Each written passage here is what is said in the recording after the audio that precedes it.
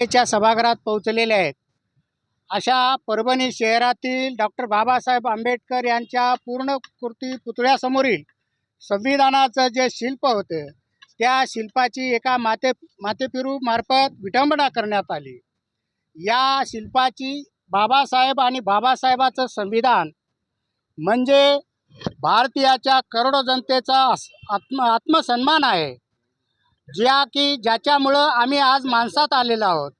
अशा आमच्या अस्मितेला जेव्हा धक्का पोहोचतो त्यावेळेस मात्र निश्चित प्रमाणात आमच्या मनामध्ये, आमच्या डोक्यामध्ये प्रचंड प्रमाणामध्ये चीड निर्माण होते। अशा प्रकारची घटना परभणी शहरामध्ये झाल्यानंतर या बाबासाहेबाच्या संविधानाच्या शिल्पाचा निषेध करण्यासाठी आंबेडकर यांनी संविधान मार्गाने निषेध नोंदवित होते। निषेध नोंदवित असताना तिथल्या पोलीस यंत्रणेने जाणीवपूर्वक आंबेडकरी अनुयायांना लक्ष्य करीत कोबिंग पोलीस ऑपरेशनच्या नावाखाली कायदा आणि सुव्यवस्था बेजबाबदारपणे हाताळून जी अमानुष मारहाण करून शेकडो जणांवर केसेस दाखल झालेले आहेत आणि न्यायालयीन कोठडीमध्ये त्यांना डांबण्यात आलेलं आहे। या साऱ्या घटनेचा आज आम्ही मुख्यमंत्री महाराष्ट्राचे यांना निवेदन देऊन, जिल्हाधिकारी नांदेड यांच्यामार्फत निवेदन देऊन परभणीच्या घटनेची, पोलीस ऑपरेशनची जी विटंबना झालेली या सर्व घटनाक्रमांची न्यायिक चौकशी करावी आणि या सत्तेमागे सूत्रधार कोण कोण आहेत याचा शोध जर घेऊन जर सत्य बाहेर यायचं असेल तर न्यायालयीन चौकशी झाली पाहिजे, अशी आमची एक रास्त मागणी आज आम्ही जिल्हाधिकारी मार्फत मुख्यमंत्री महाराष्ट्राचे यांना केलेली आहे।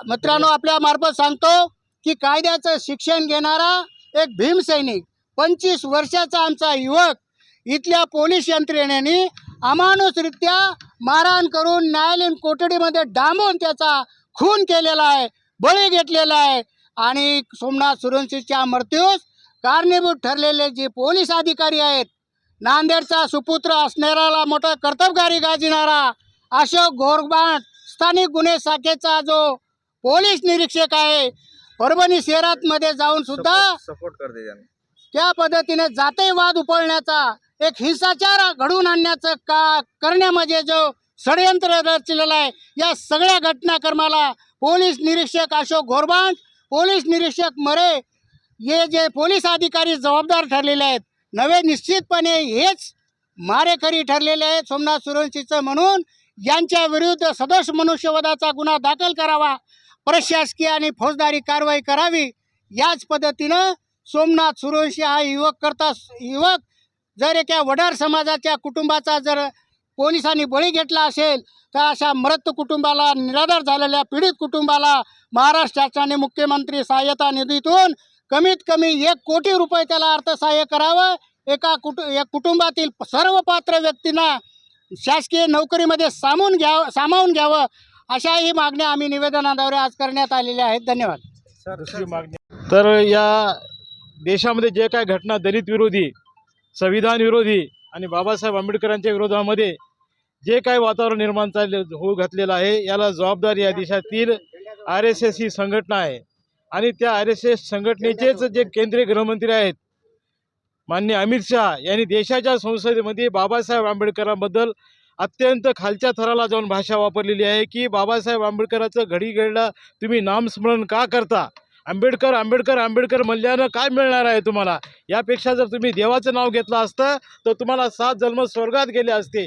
अमित शहा यांना स्वर्ग मिळावा, त्यांनी स्वर्गामध्ये जावं ही आमची इच्छा आहे।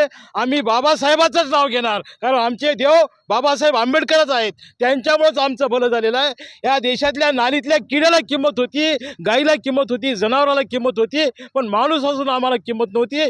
आम्ही जनावरं होतो, आम्हाला माणसामध्ये आणण्याचं काम देशामध्ये जर कोणी केलं असेल तर ते विश्वरत्न परमपूज्य बोधिसत्व डॉक्टर बाबासाहेब आंबेडकर यांनी केलेलं आहे। म्हणून बाबासाहेब आंबेडकर हे आमचे देव आहेत। तुम्ही 33 कोटी देव पूजत बसा, पण बाबासाहेबाबद्दल देवांची तुलना करून बाबासाहेबाचा अपमान करणाऱ्या व्यक्तीला या देशाच्या गृहमंत्रीपदी राहण्याचा बिलकुल अधिकार नाही। म्हणून माननीय राष्ट्रपती महोदयांना आम्ही मागणी केलेली आहे की या अमित शहाला या केंद्रीय मंत्रिमंडळामधून त्वरित बरखास्त करण्यात यावं, या विषयाचं निवेदन आज या ठिकाणी आम्ही दिलेलं आहे। तुमचं